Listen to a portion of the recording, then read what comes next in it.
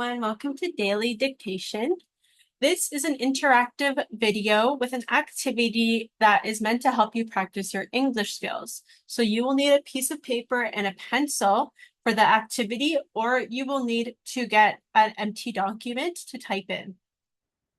For this activity, you are going to practice your listening skills and your writing skills.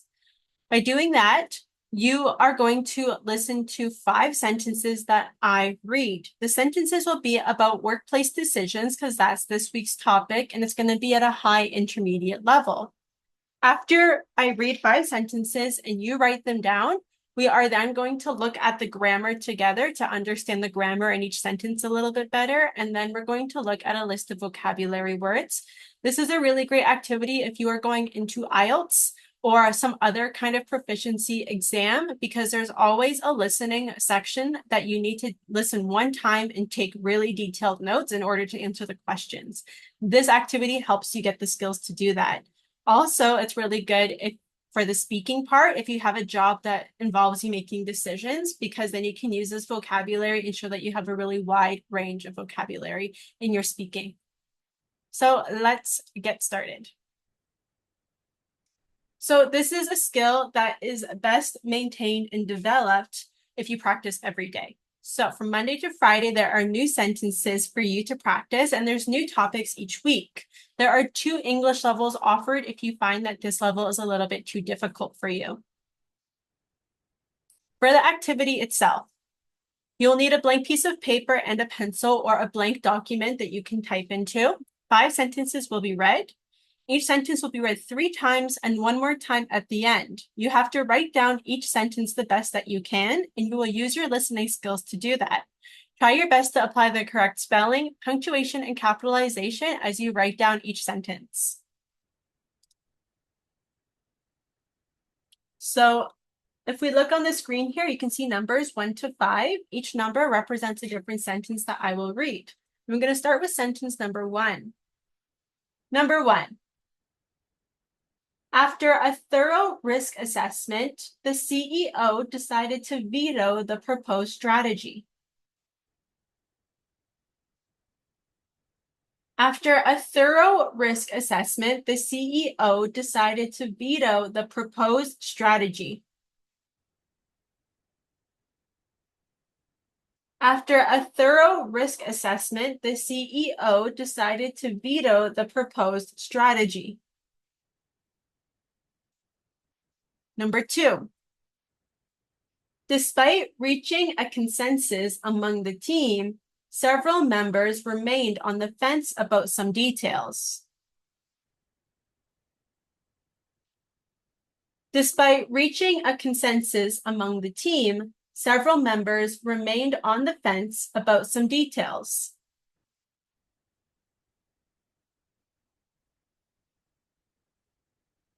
Despite reaching a consensus among the team, several members remained on the fence about some details. Number 3. Effective prioritization of tasks became crucial as we explored different alternatives. Effective prioritization of tasks became crucial as we explored different alternatives. Effective prioritization of tasks became crucial as we explored different alternatives. Number 4. The team used feedback from the initial project review to improve optimization strategies. The team used feedback from the initial project review to improve optimization strategies. The team used feedback from the initial project review to improve optimization strategies. Number 5. We created various scenarios to determine which options were feasible under different conditions, ensuring a productive decision-making process.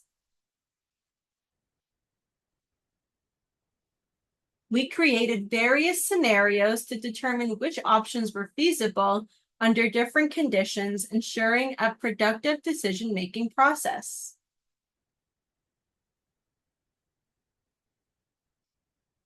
We created various scenarios to determine which options were feasible under different conditions, ensuring a productive decision-making process. I'm going to read each sentence one more time, starting with sentence number 1. After a thorough risk assessment, the CEO decided to veto the proposed strategy. Number 2. Despite reaching a consensus among the team, several members remained on the fence about some details. Number 3. Effective prioritization of tasks became crucial as we explored different alternatives. Number 4. The team used feedback from the initial project review to improve optimization strategies. Number 5. We created various scenarios to determine which options were feasible under different conditions, ensuring a productive decision-making process. All right, I'm sure everybody did a really great job writing down each sentence. We're going to get ready to check our answers. So if you found that this was just a little bit too fast or you missed some parts, you can listen again. If it was too fast, you can make it slower by adjusting the playback speed in the video settings. You just need to listen to specific sentences again. Check the description for timestamps, and this will help you listen to specific sentence numbers again. If you feel like you got everything, let's get ready to check. So we'll check our answers here, starting with number 1. After a thorough risk assessment, the CEO decided to veto the proposed strategy. So if we break this down, we can already see that we have 2 clauses. This is one clause. And then after, we have another clause. The first clause starts with a conjunction, after. This tells us, first of all, we're starting with a conjunction after. Second of all, it doesn't make sense if it stands alone. So these 2 things together tell us that we're working with a dependent clause. Now, the next one, we have the CEO decided to veto the proposed strategy. This would make sense by itself. On top of that, we have a clear subject, verb, and object. The CEO is the subject, decided to veto, and then the proposed strategy. So here we have verb plus infinitive. The proposed strategy is the object of that clause. So all of this together, subject, verb, object, and it makes sense by itself. This tells us that this is an independent clause.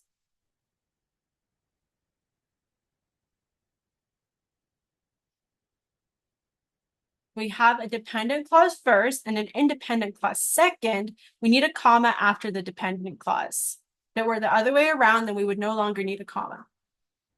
Another thing that you should take note of is this word, thorough.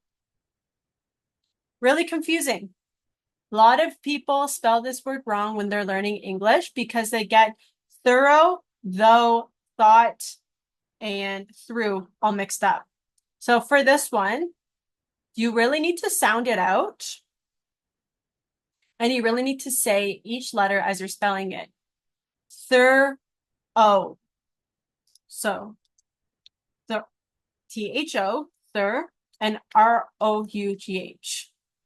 Thorough. Because if you forget this O here, then what you're saying is through. And thorough is an adjective, through is a preposition.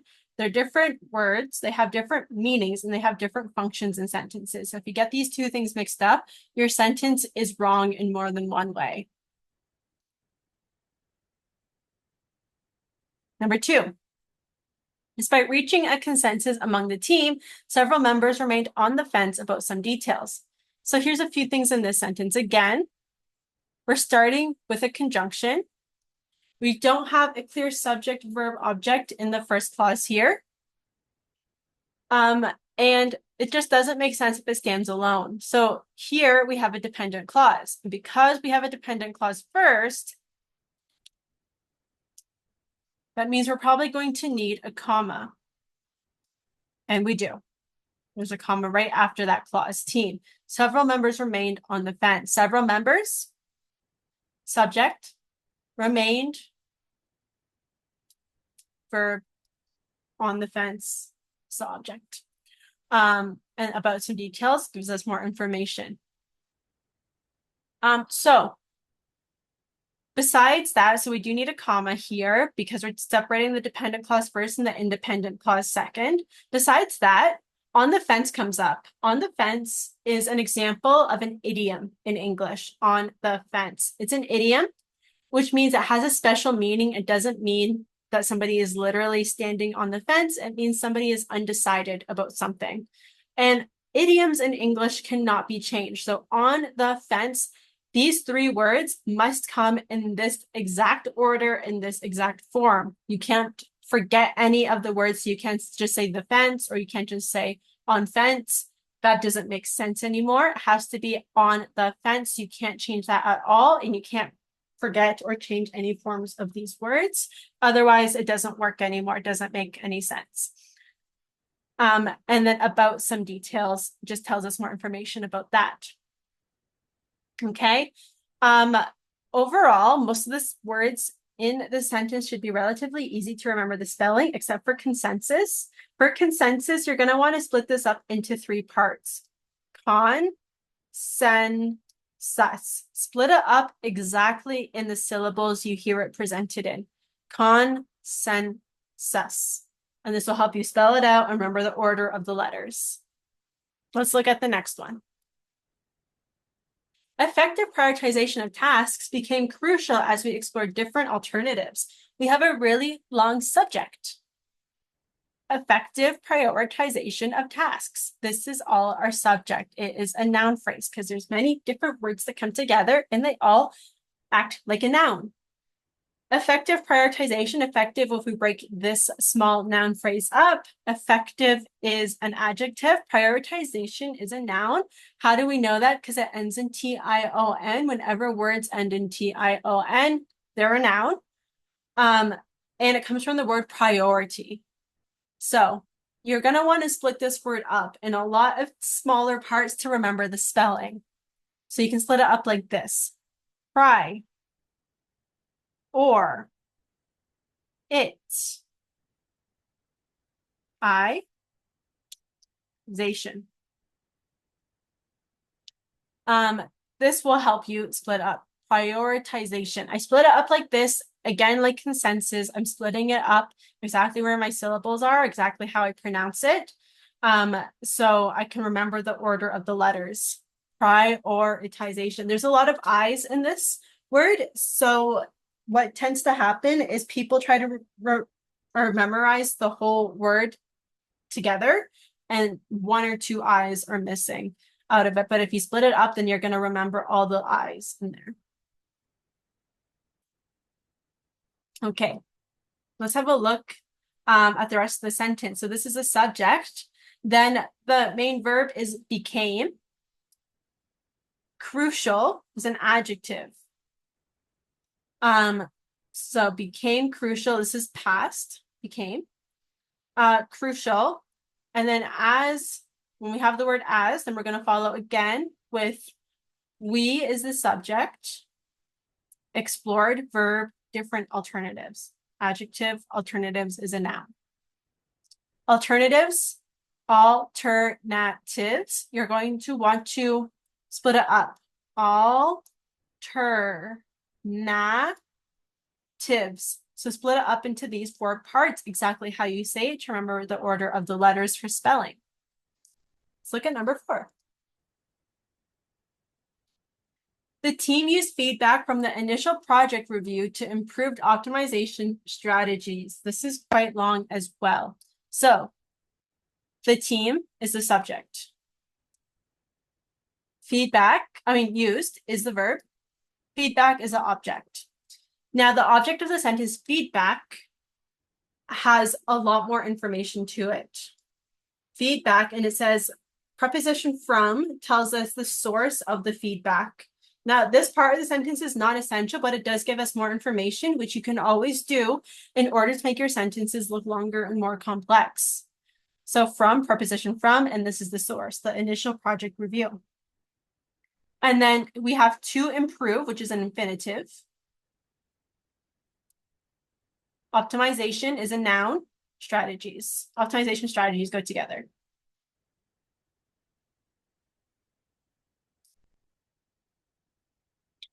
Optimization, you're going to want to split that up just like we've been splitting up our other long words. Optimization, optimization,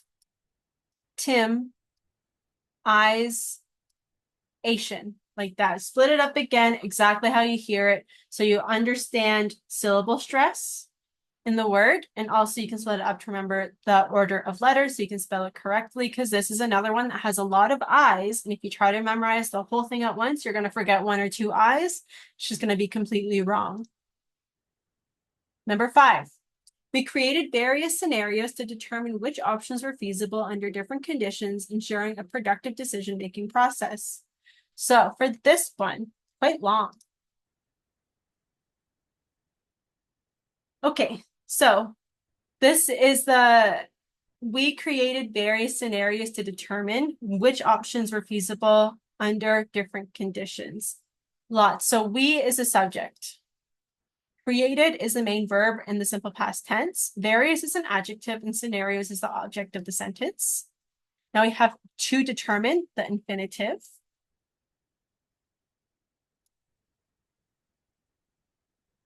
After our infinitive here, to determine which options were feasible. So we use this relative pronoun which to provide more information about different options that we have presented, and it just says which options here. So that's telling us that some things are okay and some things presented are not okay. There's different options. We're feasible. Feasible is an adjective here. Under different conditions, that just gives us more information.